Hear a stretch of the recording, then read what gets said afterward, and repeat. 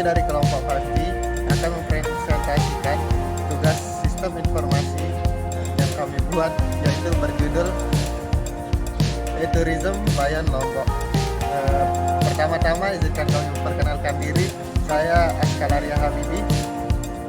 Saya Muhammad Mikrojo Raseprian Sahid. Saya Irlan Haji. Saya Oktora Rizka Arifin. Saya Patria Anasta Putra. Baik, di sini saya akan menjelaskan input, proses, dan output dari suatu sistem informasi. Nah, sebelum itu saya akan menjelaskan tujuannya. Tujuan dari sistem informasi ini untuk mendukung suatu destinasi pariwisata dan juga kebudayaan yang ada di Desa Bayan, dan juga membantu organisasi kepemudaan yang ada untuk mempromosikan wisata yang ada di Bayan. Nah, sekarang saya akan menjelaskan input, proses, dan outputnya. Yang pertama itu ada data pengguna. Nah, data pengguna ini nantinya akan diproses untuk memvalidasi registrasi akun. Nah, nantinya outputnya itu apakah akunnya itu sudah berhasil dimasukkan ke dalam database atau tidak. Kedua itu ada input kata kunci pencarian. Nah, nantinya itu kan pasti wisatawannya akan mencari nih apa aja yang bisa dikunjungi yang ada di Bayan. Nah, nanti sistemnya akan menunjukkan beberapa destinasi yang ada di Bayan. Nah, untuk inputan yang ketiga itu ada data pemesanan pengguna, yang dimana nanti isinya itu nama penggunanya dan juga berapa orang yang dibawa untuk berwisata. Nah, prosesnya nanti sama seperti hal sebelumnya, akan disimpan di database dan dimunculkan beberapa status pemesanannya. Nah, yang keempat itu ada data event budaya. Nah, data event budaya ini nantinya akan diambil dari organisasi atau warga yang ada di Bayan, kemudian ditampilkan di websitenya. Nah, nanti outputnya itu berupa data-datanya yang bisa dilihat oleh wisatawannya. Nah, yang kelima itu ada data paket tour. Nah, di sini tuh bisa memilih, wisatawannya bisa memilih beberapa transportasi, terus hotel atau beberapa hal yang dibutuhin selama berwisata. Nah, itu bakal ditampilkan di websitenya, sehingga pengguna itu tahu apa yang perlu dilakuin. Nah, yang keenam itu ada data transaksi. Nah, di data transaksi ini nanti sistemnya itu bakal notalin dari pesanan-pesanannya, itu bakal ditampilin berapa total harganya yang harusnya dibayar oleh wisatawannya. Nah, yang terakhir itu ada inputan dari ulasan. Nah, ulasan ini nanti akan diberikan oleh wisatawan yang sudah berkunjung ke Bayan, yang kemudian disimpan di websitenya dan ditampilkan beberapa ratingnya untuk menjadi evaluasi dari wisata di Desa Bayannya. Mungkin itu saja yang bisa saya sampaikan. Baik, saya akan menyampaikan materi bagian saya, yaitu sistem informasi dalam organisasi dengan studi kasus sistem informasi pariwisata berbasis web Kota Bayan. Dalam organisasi pariwisata, sistem informasi berperan penting dalam mengolah data destinasi, akomodasi, transportasi, hingga pengalaman wisatawan. Namun, dari hasil analisis kami terdapat beberapa permasalahan utama, yaitu pertama, informasi destinasi wisata masih belum bisa diperbarui secara real time karena masih dilakukan secara manual oleh admin. Kedua, kurangnya integrasi dengan transportasi dan hotel lokal seperti angkot atau travel. Ketiga, masih belum ada sistem rekomendasi personal untuk wisatawan berdasarkan minat mereka. Selain itu juga, wisatawan juga masih kesulitan dalam mencari akomodasi terdekat. Dan informasi multimedia seperti video 360 derajat dan AR masih minim. Dari sisi teknis, sistem juga belum mendukung multibahasa, keamanan data masih belum optimal, serta belum ada fitur rating dan pelayanan darurat yang valid. Untuk mengatasi masalah ini, kami merekomendasikan beberapa solusi, yaitu diantaranya penerapan auto update berbasis IoT, kemudian integrasi API dengan transportasi dan hotel lokal. Kemudian ada fitur rekomendasi berbasis machine learning serta penambahan keamanan ganda dan tombol darurat untuk wisatawan.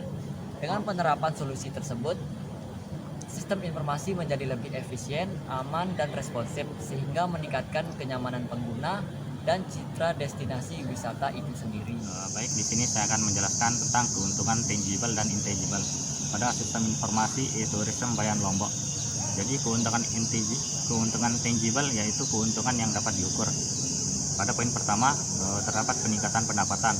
Jadi sistem pemesanan online, paket wisata, event budaya, transportasi, akomodasi itu mempermudah wisatawan untuk melakukan booking sehingga meningkatkan jumlah akomodasi.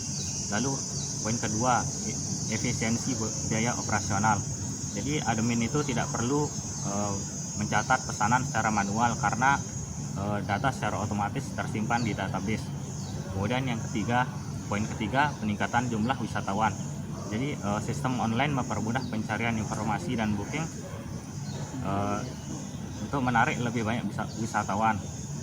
Kemudian poin keempat, data transaksi yang rapi. Jadi itu mempermudah laporan keuangan dan juga audit.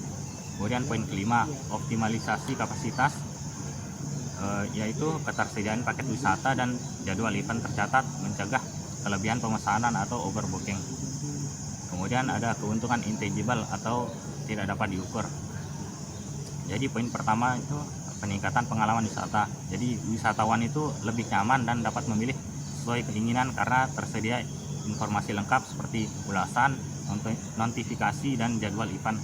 Kemudian poin kedua, meningkatkan citra destinasi, yaitu Bayan dikenal modern namun tetap mempertahankan budayanya. Itu yang menarik wisatawan lokal maupun asing. Kemudian ada poin ketiga, kepercayaan pengguna, yaitu adanya sistem transparansi terkait invoice, pembayaran, dan ulasan yang terbuka. Kemudian ada poin keempat, yaitu pengambilan keputusan yang baik, yaitu data ulasan, rating maupun tren pencarian membantu pengelola membuat strategi wisata.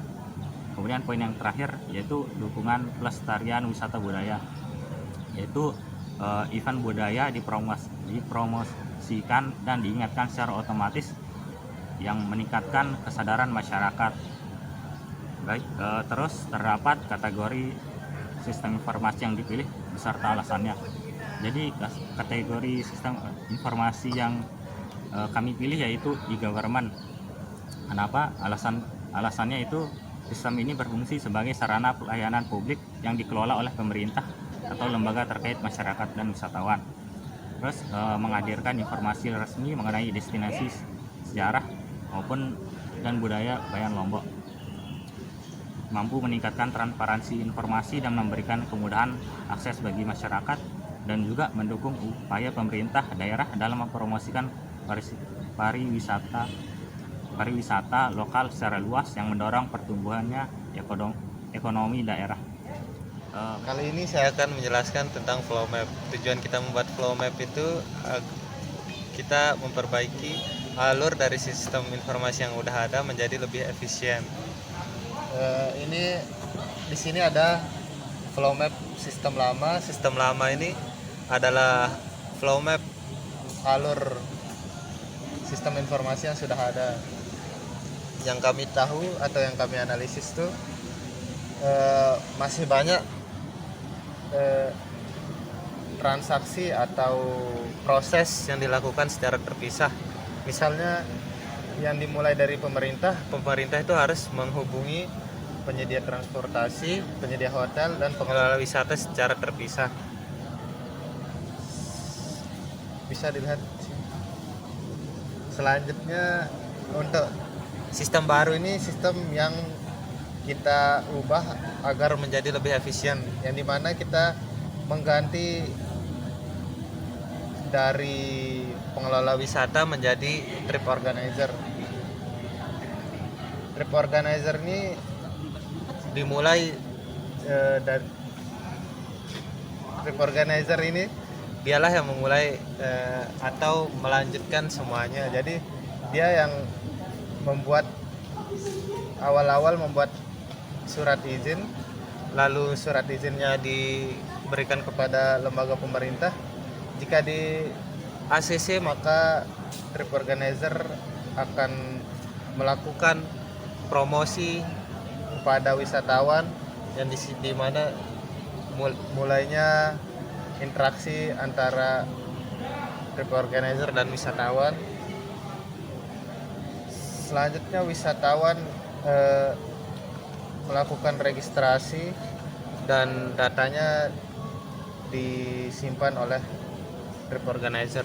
Jadi bisa dilihat sistem baru ini lebih efisien dibandingkan dengan sistem lama yang sudah ada ini. Mengurangi proses-proses manual yang dilakukan secara terpisah, yang dimana kita ubah menjadi satu kesatuan. Saya akan menjelaskan analisis kelayakan dari sistem informasi yang akan kami buat. Jadi di sini ada beberapa hal, diantaranya yang pertama adalah analisis kelayakan teknis. Untuk analisis kelayakan teknis, jadi sistem informasi ini bersifat website responsif, di mana dapat diakses melalui mobile maupun device. Kemudian sistem informasi ini merupakan kombinasi dari HTML, CSS, JavaScript, dan SQL dengan open source stabil sehingga mudah dikembangkan dan tidak perlu perangkat keras yang tinggi. Kemudian yang kedua adalah analisis kelayakan ekonomi. Jadi untuk analisis kelayakan ekonomi diperlukan dana awal sebesar 3 juta untuk pengembangan awal, kemudian 500.000 digunakan untuk domain dan hosting, dan 1 juta untuk pelatihan admin dalam mengoperasikan sistem informasi. Yang ketiga, analisis kelayakan operasional. Jadi sistem informasi ini dibuat agar mudah dioperasikan oleh user, yaitu admin, dan juga bersifat user friendly atau mudah diakses oleh siapapun.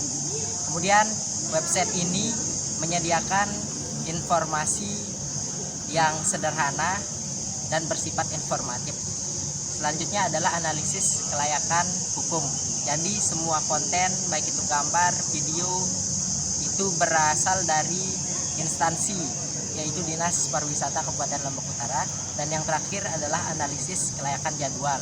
Jadi sistem informasi ini diperkirakan 3-4 bulan, di mana tahapan itu dimulai dari pencarian bahan-bahan informasi, dokumentasi, kemudian untuk desain dan implementasinya. Demikian. Selanjutnya saya akan menjelaskan isi kawah atau fishbone diagram yang telah kami buat.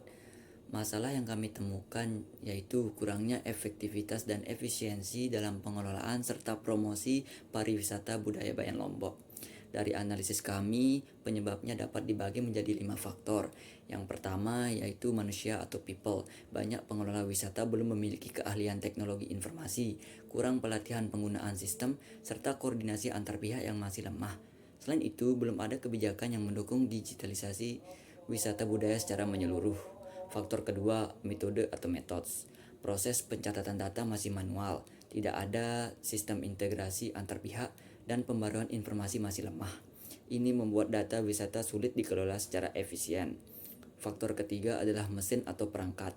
Beberapa daerah masih memiliki koneksi internet yang lemah, tidak ada server khusus, dan perangkat yang digunakan masih terbatas. Selain itu, belum ada sistem backup otomatis untuk menjaga keamanan data. Selanjutnya, faktor material atau data dan konten. Banyak data destinasi wisata belum terdokumentasi dengan lengkap, kurang foto dan video edukatif, serta informasi sejarah yang belum terkonfirmasi dengan baik. Dan terakhir, lingkungan dan manajemen. Akses geografis ke lokasi masih cukup sulit, perhatian pemerintah terhadap digitalisasi masih rendah, serta belum ada prosedur baku untuk operasional sistem informasi wisata. Dengan memahami kelima faktor tersebut, kita dapat menyimpulkan bahwa peningkatan kapasitas SDM, infrastruktur teknologi, serta integrasi sistem informasi menjadi kunci untuk menjadikan pariwisata budaya Bayan Lombok lebih efisien, efektif, dan berdaya saing. Sekian presentasi dari kelompok kami. Wassalamualaikum warahmatullahi wabarakatuh.